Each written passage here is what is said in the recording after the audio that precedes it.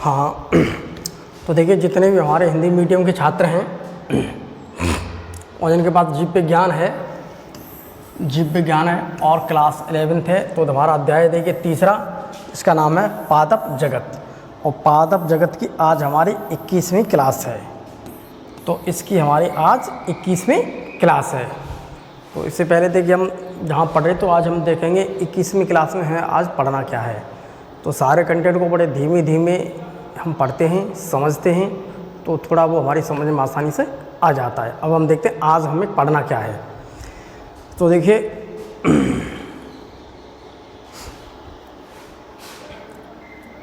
आज देखिए हमें कुछ महत्वपूर्ण बिंदु पढ़ने हैं जिम्नोस्पर्म के। हमारा जिम्नोस्पर्म चल रहा था इससे पहले, तो जिम्नोस्पर्म हमारा अभी ख़त्म हो जाएगा।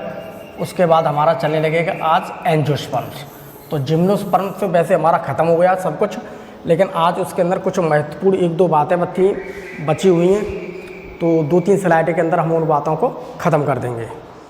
तो सभी बच्चे देखते हैं। देखिए एक महत्वपूर्ण बात ये है हमारे जिम्नोस्पर्म की, कि सबसे पहले हम देखिए ये बात कहना चाहते हैं कि जो मेरा जिम्नोस्पर्म है, इस जिम्नोस्पर्म को कई गणों में बांटा गया है। ठीक, कई ऑर्डर्स में बांटा गया है। पहला ऑर्डर है साइकेडोफिलिकेल्स। ठीक है, साइकेडोफिलिकेल्स को हम देखो कहते हैं टेरिडोस्पर्मेल्स। तो इस वाले गण की हम बात करें तो ये वाला जो गण है ये मेरा क्या है, एक प्रिमिटिव। ठीक, प्रिमिटिव। और यहाँ से नीचे आगे आगे चलते वाला जो वाला गण है मेरा क्या है, एक एडवांस। ठीक है, तो हम प्रिमिटिव से एडवांस की तरफ चल रहे हैं। तो हमें ज़्यादातर यहाँ के जो गण हैं इसके पाए जाने वाले जो मेरे जिम्नोस्पर्म है, तो वो जिम्नोस्पर्म ज़्यादा से ज़्यादा है जो मेरा टेरिडोफाइट्स है, उस टेरिडोफाइट्स के साथ में वो ज़्यादा सिमिलरिटी रखते हैं। ठीक, तो पहला है हमारा साइकेडोफिलिकेल्स, दूसरा है हमारा साइकेडेल्स और तीसरा है हमारा बेनीटाइटेल्स। ठीक है, बेनीटाइटेल्स को हम साइकेडियोइडेल्स भी कहते हैं। उसके अलावा देखो गिंगोगेल्स है, उसके बाद देखो कोनीफेरेल्स है, उसके बाद देखो कॉर्डेटेल्स है, और सबसे लास्ट में आ जाता है आपका नीटेल्स। तो नीटेल्स की हम ये बात करें तो नीटेल्स जो मेरा गण है ये मेरा एक एडवांस ऑर्डर है। ये हमारा क्या है, एडवांस ऑर्डर। और हम इस एडवांस ऑर्डर की जब हम बात करते हैं तो इसके अंदर देखिए मेरा नीटम आ रहा, मेरा इफेडर आ रहा, मेरा बेल्विसी आ रहा है। तो हम इसे एडवांस इसलिए इस गण के सदस्यों को बोलते हैं क्योंकि यहाँ पर इसके जो सदस्य हैं, इनके सदस्यों की पहली खास बात ये है कि यहाँ पर मुझे बेसल्स मिलती हैं। इनके जाइलम के अंदर मुझे क्या मिलती हैं, बेसल्स मिलती हैं, और कॉम्पेनियन सेल्स मिलती हैं इसके फ्लोएम में। तो जहाँ पर मुझे जाइलम के अंदर मुझे बेसल्स मिल रही हैं और फ्लोएम के अंदर मुझे कॉम्पेनियन सेल्स मिल रही हैं, तो ये वाली जो एक एडवांस कैरेक्टर्स है वो मुझे इधर ग्रुप में किसी में देखने के लिए नहीं मिल रही है। तो बेसल्स जो जाइलम के अंदर मिल रही हैं और ये कॉम्पेनियन सेल्स मिल रही हैं, ये वाला कैरेक्टर्स हमें आगे जाकर के एंजियोस्पर्म में देखने के लिए मिलता है। तो हम ये कहेंगे ये वाले गण जो नीटेल्स गण के जो मेरे जिम्नोस्पर्म में नीटेल्स गण के जो मेरे प्लांट्स हैं, वो प्लांट्स कहीं न कहीं जाकर के एंजियोस्पर्म के साथ बहुत ज़्यादा सिमिलरिटी रखते हैं, बहुत ज़्यादा उसके साथ समानता रखते हैं। अब देखिए अगला हम देखते हैं, इसके बारे में थोड़ा हम समझ लेते हैं। साइकेडोफिलिकेल्स। अगर हम साइकेडोफिलिकेल्स की बात करते हैं जो मेरा एक प्रिमिटिव ऑर्डर है जिम्नोस्पर्म का, तो जिसके सभी सदस्य इस समय तो फॉसिल्स हैं। सभी सदस्य क्या है, फॉसिल्स, जिन्हें हम सीड फर्न के नाम से भी जानते हैं। तो इसके अंदर पाए जाने वाले जितने भी मेंबर्स हैं, प्लांट मेंबर्स हैं, पहली बात वो सारे फॉसिल्स हैं। दूसरी बात उसे हम सीड फर्न के नाम से जानते हैं, उन्हें हम जानते हैं सीड फर्न के नाम से। ये साइकेट्स जिम्नोस्पर्म तथा फर्न टेरिडोफाइट्स के बीच की एक संयुक्त कड़ी है। तो हम इसमें ये कह लेते हैं साइकेडोफिलिकेल्स जो है, तो इसके अंदर पाए जाने वाले जो मेरे सदस्य हैं उन्हें हम कहते हैं साइकेट्स। तो साइकेट्स हमारे एक मेंबर्स हैं जो साइकेडोफिलिकेल्स के अंदर में पाए जाते हैं। तो ये मेंबर्स मुझे देखिए आपके जो फर्न हो गए, जिससे मैं कहता हूँ टेरिडोफाइटा। ठीक, जिसे हम कहते हैं टेरिडोफाइट्स। तो ये टेरिडोफाइट्स, और हम बात करें जिम्नोस्पर्म की, ठीक है, और जिम्नोस्पर्म। और जिम्नोस्पर्म। तो इसके बीच की ये कड़ी है। तो जिम्नोस्पर्म यानी कि अनावृत बीजी और टेरिडोफाइट्स, इनके बीच की ये संयुक्त कड़ी साइकेट्स माने जाते हैं।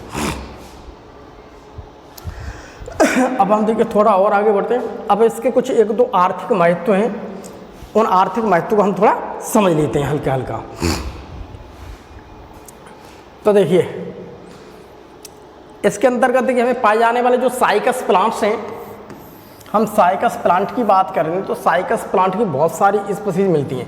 तो उनमें से भी देखो साइकस प्लांट की हम ये कह सकते हैं कि जो साइकस हैं हम उनमें से उन्हें फर्न पाम भी कहते हैं या हम उसे सागो पाम भी कहते हैं।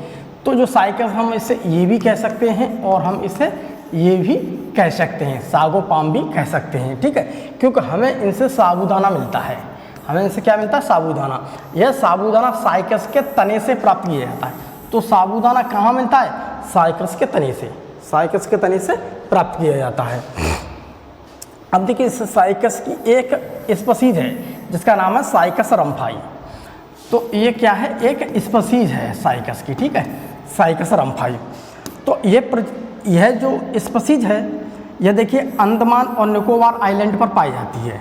दूसरी बात, यह इसमें एक विशेष प्रकार का गम मिलता है। तो इस स्पीशीज जो साइकस रम्फाई स्पीशीज है इसके अंदर मुझे एक विशेष प्रकार का गम मिल रहा है, एक चिपचिपा पदार्थ मिल रहा है, ठीक है, जिसका उपयोग हम घातक फोड़े को ठीक करने में करते हैं। तो इससे मतलब यह है कि मेरे शरीर पर होने वाले कोई विभिन्न प्रकार के एक खतरनाक, ज़्यादा ही खतरनाक फोड़े हो गए तो उन फोड़ों के ऊपर अगर हम इस गम को लगा देते हैं तो हमें कहीं ना कहीं उससे क्या मिल जाता है? रिलीफ, हमें आराम मिल जाता है। अब ये साइकस की एक और देखिए स्पीशीज है, ये भी है साइकस की एक स्पीशीज साइकस सर्सिनिलिस, ठीक है। तो ये भी एक नई साइकस की स्पीशीज है। तो इस साइकस की बात करते हैं। देखिए इसकी पत्तियों से, इस साइकस सर्सिनिलिस की जो पत्तियों से एक जूस निकलता है। हमने साइकस की पत्तियां ली, साइकस सर्सिनिलिस की पत्तियां ली और पत्तियों को लेकर हमने ऐसे कूटा, उसमें से जूस निकाला। तो उस जूस का प्रयोग, जिसका उपयोग काम कर सकते हैं, जिसका उपयोग देखिए हम कर सकते हैं पेट की समस्याओं में, स्टमक प्रॉब्लम, पेट में किसी प्रकार की समस्या, कब्ज और भी बहुत सारी परेशानी है। तो हम इसके जो जूस बनाए उस जूस को हम पानी में मिला करके पी लेंगे तो हमें कहीं ना कहीं उससे रिलीफ मिल जाएगी। उसके अलावा देखो खून की उल्टियाँ, ठीक, ब्लड वॉमिटिंग, अगर खून की उल्टियाँ आ रही तो हमें उस समय भी आराम मिलता है। उसके अलावा त्वचा विकार, ठीक, स्किन डिसऑर्डर, तो त्वचा में बहुत प्रकार के विकार हो जाते हैं, चकत्ते हो जाते हैं और भी बहुत सारी इसके रोग हो जाते हैं। तो हमें वहाँ पर बहुत सारे विकार हो जाता है। तो वहाँ पर हमें क्या है, अगर हम साइकस सर्सिनिलिस की पत्तियों को थोड़ा थोड़ा सा हम क्रश कर लेंगे, उसमें से जूस निकालेंगे, पी लेंगे तो हमें थोड़ा बहुत आराम मिल जाएगा। उसके अलावा इसके जो सीड्स होते हैं तो इनके सीड्सों का भी, तो इनके बीजों का भी काढ़ा बनाया जाता है।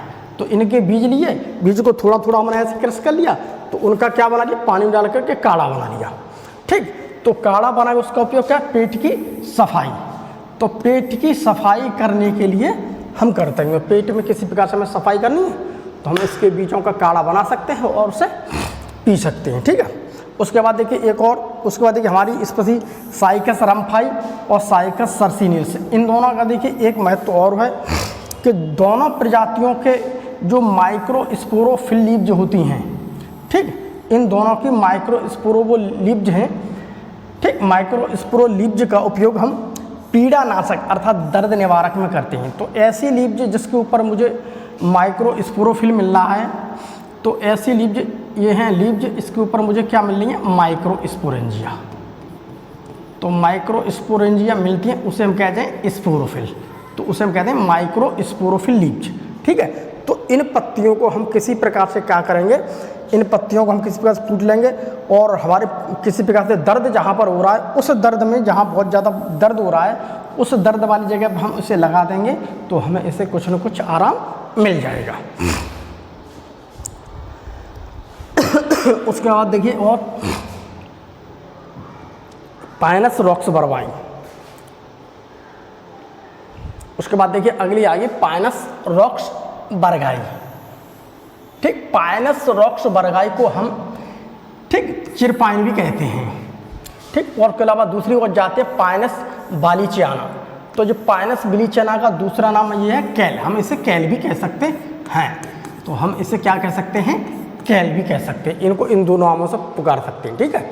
तो इनका उपयोग क्या है, पेड़ों की दोनों प्रजातियों की लकड़ी का उपयोग। तो इन दोनों जो प्लांट हैं, ये दोनों जो पेड़ हैं, इन पेड़ों की जो लकड़ियाँ होती हैं, उन लकड़ियों के से जो रेलवे के स्लीपर होते हैं वहाँ बना लेते हैं।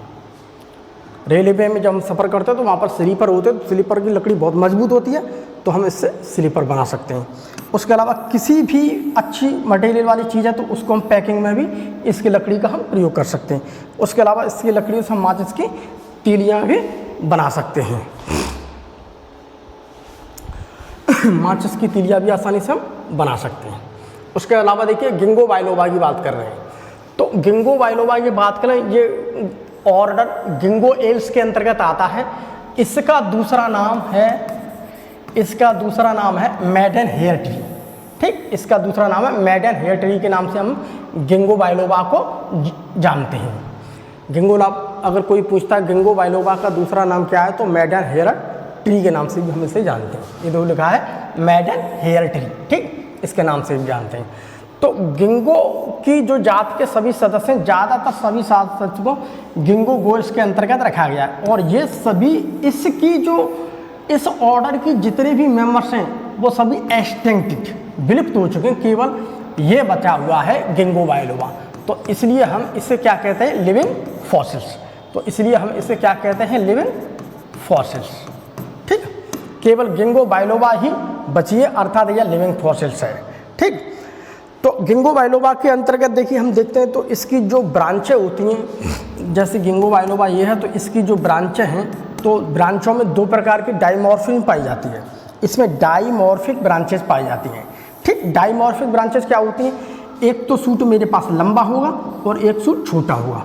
मान लीजिए एक सूट लंबा है तो एक सूट छोटा है, एक सूट लंबा है एक सूट छोटा है। तो हम यहाँ पर ये कह सकते हैं, हमें यहाँ पर देखने के लिए इसकी जो ब्रांचेज होती हैं, उस ब्रांचेज के अंतर्गत हमें डाइमॉर्फिज्म देखने के लिए मिलती है।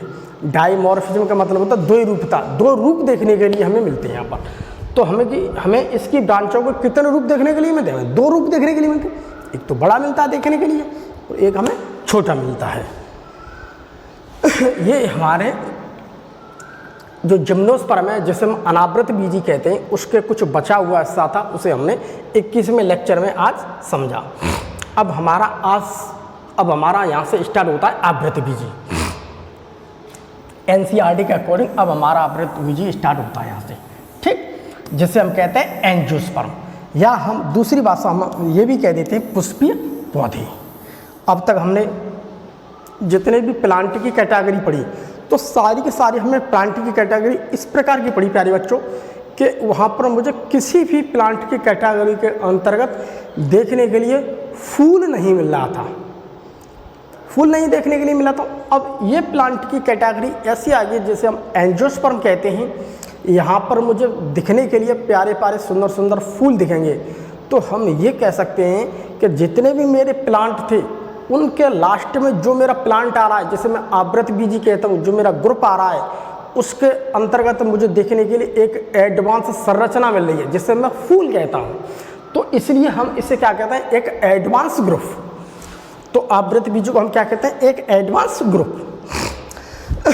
तो इसमें हम ये कह सकते हैं कि इस ग्रुप के जो भी मेंबर्स हैं मेरे, पहली बात, इस ग्रुप के मेंबर्स में मुझे देखने के लिए, पहली बात मुझे यहाँ पर देखने के लिए फूल मिल रहे हैं। हमें सुंदर सुंदर क्या मिल रहे हैं, फूल, हमें फूल मिल रहे हैं। जो कि अगर हम बात करते हैं तो हमें फूल, अब तक जितनी प्लांट की कैटेगरी हमने पढ़ी, जितने प्लांट के ग्रुप्स पढ़े, वहाँ पर मुझे फूल देखने के लिए नहीं मिला। यहाँ मुझे फूल देखने के लिए मिल रहा है। तो हम ये कह सकते हैं ये क्या है, मेरा एक एडवांस ग्रुप है। तो ये एक एडवांस ग्रुप है किसका, प्लांट का, ठीक। तो ये एक प्लांट का एडवांस ग्रुप है। तो इसमें देखिए हमें बहुत सारी चीज़ें ऐसी मिलेंगी जो कि एक एडवांस के रूप में होंगी, जो कि हमें एडवांस के रूप में देखने के लिए मिलेंगी। तो हम इसे कह सकते हैं, सबको ये सब क्या है, एक एंजियोस्पर्म प्लांट, ठीक है। एंजियोस्पर्म। जैसे हमने फूल देखा, किसी भी प्लांट के ऊपर फूल आ रहे हैं, चाहे वो प्लांट छोटा हो चाहे बड़ा हो, इससे कोई फर्क नहीं, केवल उसके ऊपर फूल है, हम ऑटोमेटिकली कह सकते हैं वो क्या है, एक आवृतबीजी पौधे है, यानी कि एंजियोस्पर्म प्लांट है। तो क्या है, हमारा एक एंजियोस्पर्म प्लांट है। तो सब क्या है, हमारे एक एंजियोस्पर्म प्लांट। तो हम इन्हें देखते अपने आप कह देंगे कि ये आवृतबीजी पौधे हैं। ये क्या है, आवृतबीजी पौधे। आवृतबीजी पौधे के क्या है, ये सभी सदस्य हैं। ठीक, तो सब क्या है, आवृतबीजी। अब हम थोड़े इसके एक प्लांट के स्ट्रक्चर्स को देखते हैं। सबसे पहले अगर हम बात करते हैं इसकी एक प्लांट बॉडी की, ठीक, तो आवृतबीजी की प्लांट बॉडी की बात कर रहे हैं। आवृतबीजी का दूसरा नाम क्या है, फ्लावरिंग प्लांट्स। ठीक, तो हम इसे दूसरा नाम भी कह सकते हैं फ्लावरिंग प्लांट्स। ठीक, फ्लावरिंग प्लांट्स। फ्लावरिंग प्लांट्स का मतलब होता है पुष्पीय पौधे। पुष्पीय पौधे, पुष्पीय पौधे। ठीक, अब इस प्लांट को गौर से देखिए। पहली बात, यहाँ पर देखने के लिए मुझे एक वेल डेवलप्ड रूट मिल रही है, अर्थात हमें यहाँ पर देखने के लिए जड़ मिल रही है। दूसरी बात, मुझे यहाँ पर देखने के लिए देखो अच्छा खासा तना मिल रहा है। ठीक, तना मिल रहा है। तीसरी बात देखिए, मुझे यहाँ पर देखने के लिए एक फूल मिल रहा है। ठीक, हमें यहाँ पर देखने के लिए क्या मिल रहा है, फूल। उसके बाद देखिए मुझे देखने के लिए यहाँ पर क्या मिल रहा है, फल। ठीक, उसके बाद देखने के लिए हमें प्यारी पर सुंदर सुंदर क्या मिल रही है, पत्ती। तो हमें यहाँ पर ये कह सकते हैं कि हमें यहाँ पर देखने के लिए सारी चीज़ मिलेंगी जो कि एक प्लांट्स के लिए होनी चाहिए। तो हम इसे कह सकते हैं एक वेल डेवलप्ड प्लांट ग्रुप। हम इसे कह सकते हैं एक वेल डेवलप्ड प्लांट ग्रुप। तो एंजियोस्पर्म जो है एक वेल डेवलप्ड प्लांट ग्रुप है। अगली बात, आखिर में मैं बात करता हूँ तो एंजियोस्पर्म है क्या। अगर मैं एंजियोस्पर्म की बात करता हूं तो देखिए हम ये कह सकते हैं जो बीजीय पादप होते हैं, जिसे मैं स्पर्मेटोफाइटा कहता हूं। तो स्पर्मेटोफाइटा जो मैं कहता हूं, ये मेरा एक फाइलम है। अब स्पर्मेटोफाइटा के दो सब फाइलम बने हुए हैं, ये दो उपसंघ बने हुए। ठीक, एक तो है मेरे पास ये और एक है मेरे पास ये। इसे कहता हूं मैं जिम्नोस्पर्म, जो कि हमने पिछली क्लास में पढ़ा है, जो हमने इससे पिछले लेक्चर में पढ़ा है। और आज हम पढ़ेंगे दूसरे उपसंघ को, जिसका नाम है एंजियोस्पर्म, आवृतबीजी, जिसका नाम क्या है, आवृतबीजी। ठीक, तो हम यहाँ पर आराम से कह सकते हैं कि आवृतबीजी यानी कि एंजियोस्पर्म स्पर्मेटोफाइटा फाइलम का, ठीक, आवृतबीजी स्पर्मेटोफाइटा फाइलम का यानी कि बीजी पादप ग्रुप का उपसंघ है। ये देखो उपसंघ है, तो क्या है, एक उपसंघ है। इतनी बात हम कह सकते हैं। दूसरी बात, इसके अंतर्गत आने वाले पादपों के बीज, इसके अंतर्गत जितने भी, इसके अंदर जितने भी मेरे प्लांट आएंगे उसके बीज, उसके देखो बीज, ये बीज किसी खोल के अंदर बंद होंगे। ये देखो किसी खोल के अंदर बंद हो सकते हैं, या किसी भित्तियों के अंदर, ये देखो भित्तियों के अंदर बंद होंगे, ठीक, या किसी फल में बंद होंगे, या ये देखो मेरा पूरा फल है, फल के अंदर बंद होंगे। तो हम यहाँ पर ये कह सकते हैं कि बीज जो है किसी न किसी के अंदर बंद है, वो खुला हुआ नहीं है। लेकिन जिम्नोस्पर्म में क्या था प्यारे बच्चों, वो खुला हुआ मिल रहा था। लेकिन यहाँ पर बीज क्या है, ढका हुआ है। यहाँ पर बीज क्या है, ढका हुआ। अब हम थोड़ा आगे और पढ़ते हैं, अगली स्लाइड देखते हैं। अब मैं सबसे पहले ये बात ये कहना चाहता हूँ प्यारे बच्चों यहाँ पर कि जो शब्द है एंजियोस्पर्म, जो शब्द है एंजियोस्पर्म, ये दो शब्दों से मिलकर के बना है। ये दो शब्दों से मिलकर बना है, दो शब्दों से मिलकर के बना है। ये दो शब्दों से मिलकर के बना है, ठीक। एक है मेरे पास शब्द एंजियो, ये है शब्द एंजियो, और दूसरा मेरे पास स्पर्म। एंजियो की बात करता हूँ तो ये मेरे पास एक ग्रीक शब्द है, ये है मेरे पास एक ग्रीक शब्द, ठीक। तो ये ग्रीक शब्द जो है एंजियोन से लिया गया है। तो ये किससे लिया गया है, एंजियोन से, ठीक, एंजियोन से, ठीक है। तो एंजियो शब्द को एंजियो से लिया गया, जिसका मतलब होता है कवर्ड, ढका हुआ। ठीक, तो एंजियो का मतलब हम यहाँ पर ये समझ गए कवर्ड, कोई चीज ढकी हुई होगी। पहले यहाँ पर इसका मतलब एंजियो का मतलब क्या है, कवर्ड, ढकी हुई। ठीक, दूसरी शब्द इसमें लिखा हुआ है स्पर्म। स्पर्म शब्द का मतलब होता है स्पर्मा। स्पर्मा का मतलब होता है सीड। तो हम यहाँ पर ये कह सकते हैं एंजियोस्पर्म का मतलब ये हुआ कि ढके हुए बीज। ठीक, एंजियो का मतलब ढका हुआ और स्पर्म का मतलब सीड। तो हम यहाँ पर ये कह सकते हैं कि एंजियोस्पर्म का मतलब हुआ ढके हुए बीज। अब देखिए, अर्थात आवृत बीजी का अर्थ हम ये भी कह सकते हैं कि बीजों का ढका हुआ होना, बीजों का ढका हुआ होना। तो हमारे बीज कैसे हुए, ढके हुए। तो हमारे बीज कैसे होते हैं प्यारे बच्चों, तो हमें जो भी कुछ बीज मिल रहे हैं किसी फल के अंदर से मिल रहे हैं, अथवा वो किसी एक ऐसी लेयर है, एक ऐसी झिल्ली है, एक ऐसी वित्ती है, उसके अंदर वो बंद है, खुला हुआ नहीं है। तो बीज मेरे किसी न किसी के अंदर ढके हुए प्यारे बच्चों हमें मिल रहे हैं। इस बात का हमें बहुत विशेष प्रकार से ध्यान रखना है। अब देखिए हम आगे तो हम यहाँ पर ये कह सकते हैं ये मेरा एडवांस ग्रुप है, क्योंकि हमें सारी चीज़ एडवांस मिल रही हैं। ठीक, तो देखिए वर्तमान में अगर मैं इस प्रेजेंट टाइम की बात करता हूँ तो वर्तमान में ये पादप, ये जो प्लांट्स हैं, ठीक, फूल वाले प्लांट्स, फ्लावरिंग प्लांट्स, ठीक है, जिसे एंजियोस्पर्म प्लांट कहता हूँ। ठीक है, ये प्लांट पृथ्वी पर पाए जाने वाले सबसे अधिक प्रभावी पादप हैं, सबसे अधिक पाए जाने वाले ये डोमिनेंट प्लांट इस प्रकार के हैं जो कि मेरी पृथ्वी पर क्या है, सबसे अधिक पाए जाने वाले प्लांट हैं। तो हम अगर पृथ्वी की बात करते हैं तो हम ये कह सकते हैं ये सबसे अधिक पाए जाने वाले क्या हैं, प्लांट। तो मेरी पृथ्वी पाए जाने वाले क्या हैं, सबसे अधिक पाए जाने वाले एक डोमिनेंट प्लांट है। अब दूसरी कंडीशन में देखिए हम ये कह सकते हैं अगर मैं इस प्लांट्स की बात करता हूं तो हम यहाँ पर ये कह सकते हैं कि ये मुझे कई प्रकार के मिल सकते हैं। हमें इस ग्रुप में एंजियोस्पर्म ग्रुप में यानी कि आवृत बीजी ग्रुप में हमें साफ छोटे भी देखने के लिए मिलेंगे, बहुत छोटे देखने के लिए मिलेंगे। उसके अलावा हमें झाड़ी वाले भी देखने के लिए मिल जाएंगे। उसके अलावा हम लताओं मतलब लटकते हुए, जो लटके हुए एक बेल के रूप में, वो भी मिल जाएंगे। उसके अलावा वृक्ष, हमें बड़े पेड़ भी मिल जाएंगे। तो हमें यहाँ पर ये कह सकता हूँ मुझे इस ग्रुप के अंदर में प्लांट की बहुत सारी वैरायटी देखने के लिए मिली। जैसे कि मेरा हर्ष, ये बहुत छोटे छोटे हर्ष बन गए, ठीक, झाड़ी मिल गए, और ये लताओं के रूप में मिल गए, और बड़े पेड़ मिल गए। तो यहाँ पर हम ये कह सकते हैं कि मुझे इस ग्रुप के अंदर देखने के लिए प्लांट्स की बहुत ज़्यादा कैटेगरी देखने के लिए मिल जाएंगे। अब हम आखिर में ये बात कहना चाहते हैं कि आखिर में इस ग्रुप के अंतर्गत ये सारी अनुकूलन आई कहाँ से। अब अनुकूलन, ठीक है, अनुकूलन मतलब होता है अडेप्टेशन। तो देखिए अनुकूलन की अगर हम बात करते हैं अडेप्टेशन की, तो देखिए विकास के दौरान पुष्पीय पौधों यानी कि फ्लावरिंग प्लांट्स ने स्वयं को विविध वातावरणीय दशाओं के लिए अनुकूलित कर लिया है।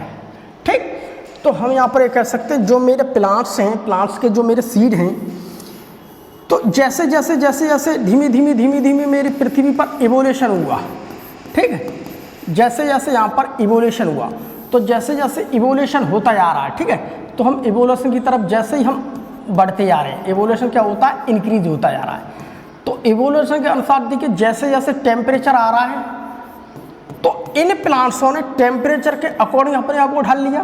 ठीक, अगर इन्हें टेम्परेचर हाई मिला, ठीक, तो अपने आप को हाई में ढाल लिया। अगर इन्हें टेम्परेचर लो मिल रहा है, टेम्परेचर इन्हें लो मिला, बहुत लो मिला टेम्परेचर, तो ये वहाँ पर पैदा हुए तो इन्होंने अपने आप को उस टेम्परेचर में ढाल लिया। अगर इन्हें किसी भी प्रकार से बहुत ज़्यादा रेत मिला, ठीक, तो जहाँ पर रेत अधिक होता है वहाँ पानी की कमी होती है, तो इन्होंने उस कंडीशन में भी अपने आप को ढाल लिया प्लांटों ने। उसके अलावा ऐसी जगह पर जहाँ पर बहुत ज़्यादा मात्रा में पानी पाया जाता है, अर्थात हमने कहते हैं जल, तो ये जल में भी पाए जाते हैं। तो हम यहाँ पर ये कह सकते हैं इन्होंने अपने आप को समय के अनुसार, टेम्परेचर के अनुसार अपने आप को, अपने शरीर को, स्वयं को धीमे धीमे ढाल लिया। ठीक, इसे कहते हैं इवोल्यूशन। यह इसी अनुकूलन का परिणाम है कि आज ये पौधे शीत जलवायु यानी कि शीत जलवायु उसे कहते हैं जहाँ पर बहुत ज़्यादा मात्रा में जिस इलाके में ठंड पड़ती है, ठीक, बहुत ज़्यादा क्या होती है, ठंड। तो जहाँ बहुत ज़्यादा ठंड पड़ती है तो वहाँ पर भी ये मुझे मिल रहे देखने के लिए। उसके बाद उष्णकटिबंधीय क्षेत्रों में भी मिल रहे हैं। उसके अलावा लवड़ी जगह मिल रहे हैं, यहाँ पर बहुत ज़्यादा साल्ट की मात्रा वहाँ मिलती है।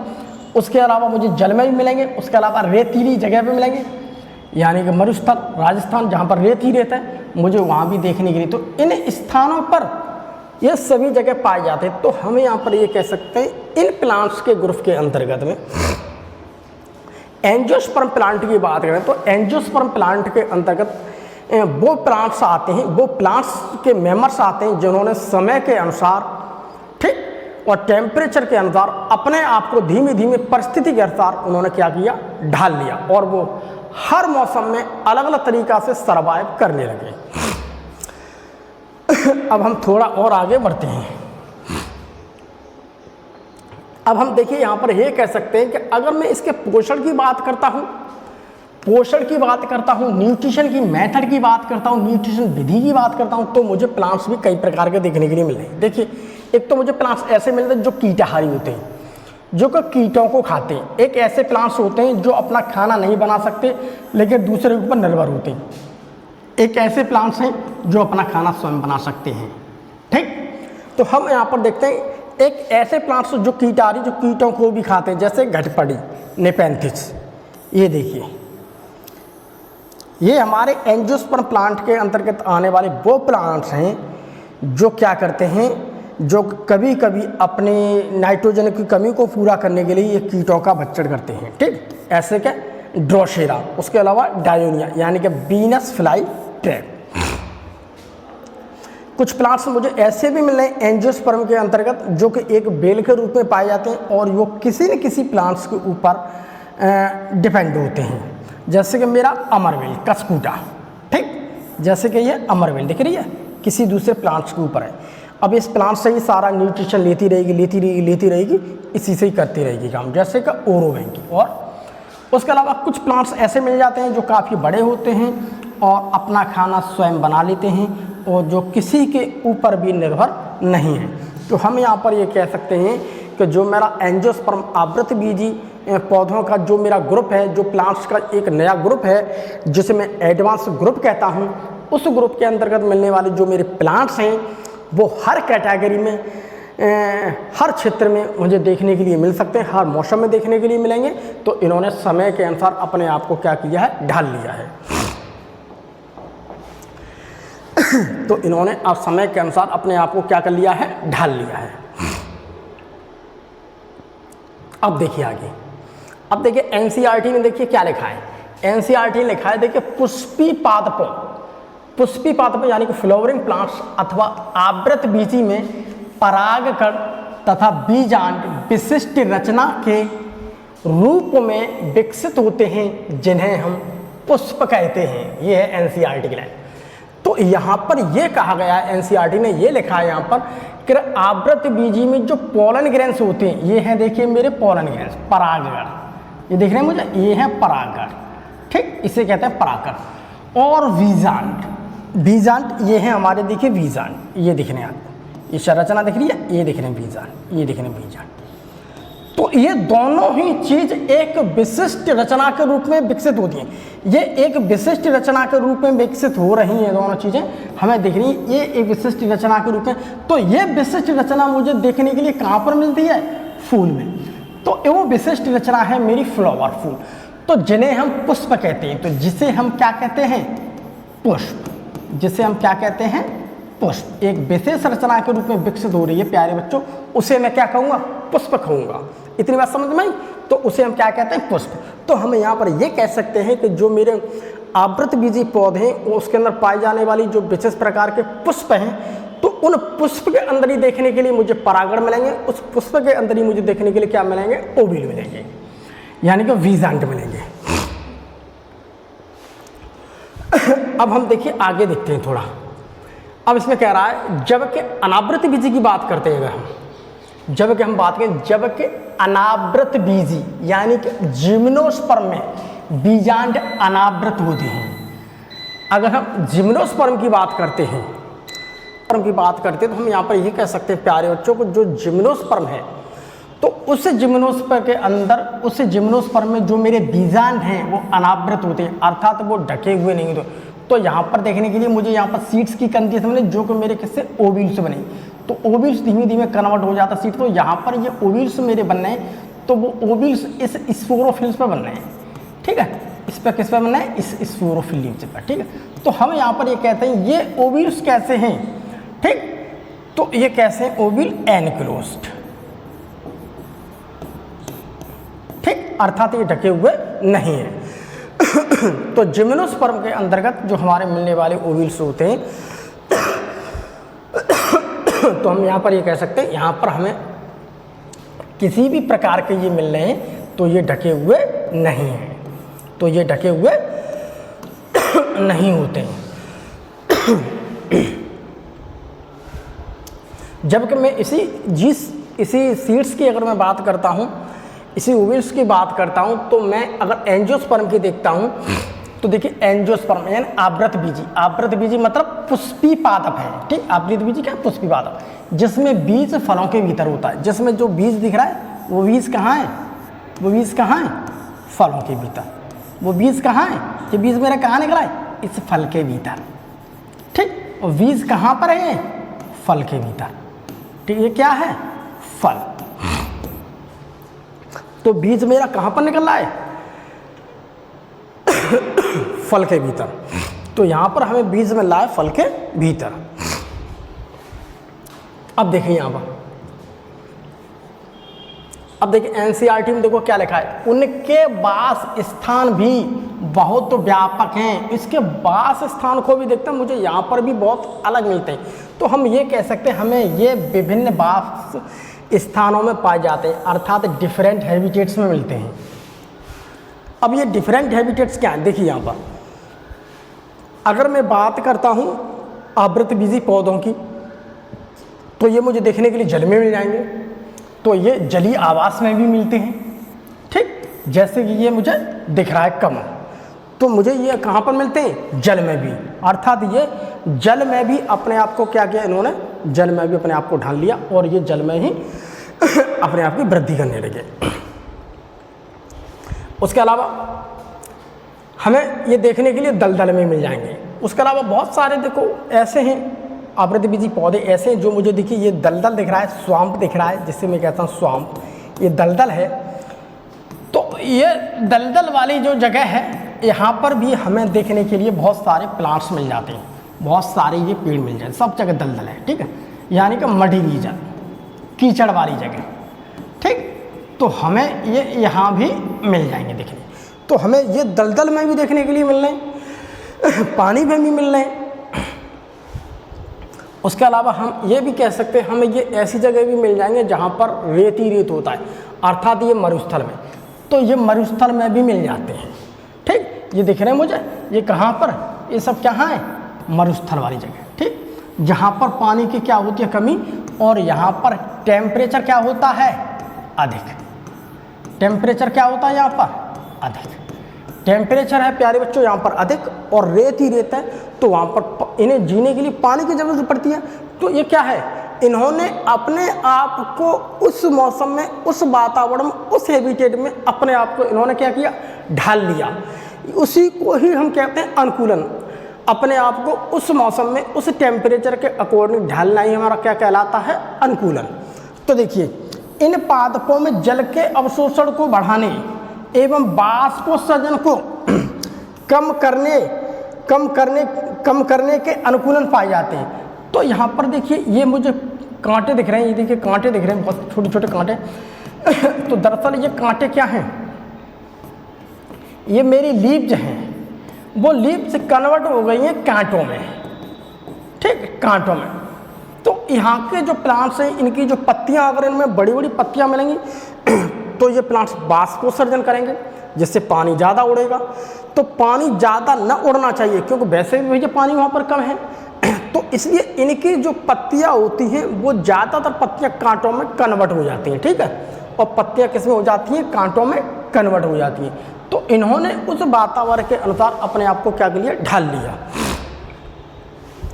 उसके अलावा देखने के लिए देखिए हम ये कह सकते हैं, हमें देखो स्तर पर भी मिल जाएंगे बहुत ज़्यादा देखने के लिए। हमें स्थल पर देखिए जैसे आम, बरगद, पीपल, नीम, बहुत सारे हमें मिल जाते हैं देखने के लिए। क्या मिल जाते हैं देखने के लिए हमको? ये पृथ्वी पर, ठीक है, अर्थ पर, हमारे स्थल वाली जगह पर मिल जाएंगे जहाँ पर आसानी से हम इसे देख सकते हैं। तो हमें इसकी बहुत ज़्यादा वैरायटी मिल रही है जो कि हमें डिफरेंट आवासों में पाई जाती हैं। उसके अलावा देखिए एनसीईआरटी ने देखो क्या लिखा है, इनका माप सूक्ष्मदर्शी जीवों, एक ऐसा बात करते हैं सूक्ष्मदर्शी जीवों जैसे कि मैं से बुल्फिया से लेकर के, तो बहुत छोटे होते हैं बुल्फिया से लेकर के सबसे ऊंचे वृक्ष यूकेलिप्टस, जिसकी 100 मीटर से अधिक क्या होती है? ऊंचाई। तो हम ये कह सकते हैं मुझे ये बुल्फिया जो होते हैं जिससे सूक्ष्मदर्शी जीव कहते हैं, जैसे मेरी ये बुल्फिया दिख रहा है, ये बुल्फिया छोटे छोटे बुल्फिया कैसे हैं वो, तो हमें इनके देखिए इस साइज से लेकर के हमें यूकेलिप्टस 100 मीटर के साइज जो है कि अगर मैं इसे देखता हूँ तो मुझे ऐसे दिखाई देते हैं। तो हमें ये भी कह सकते हैं हमें इस साइज से लेकर के, ठीक, इस साइज से लेकर के और मुझे 100 मीटर तक के आसानी से देखे जा सकते हैं।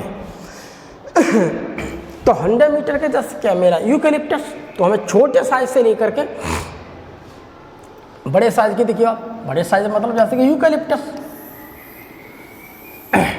इसके 100 मीटर तक हो सकती है लंबाई। यूकेलिप्टस को देखो हमें आराम से मिल जाएगा, तो इसकी लंबाई 100 मीटर तक की होती है। तो हमें ये छोटे से लेकर के हमें बहुत बड़े तक देखे जा सकते हैं। तो ये हमें आसानी से बड़े देखे जा सकते हैं।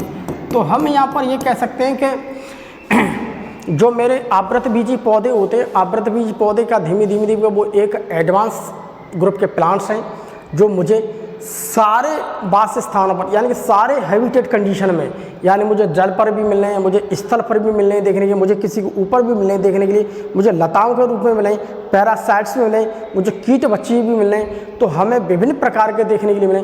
तो हम यहाँ पर ये कह सकते हैं कि जो आवृतबीजी पौधे हैं उन्होंने समय के अनुसार अपने आप को ढाल लिया।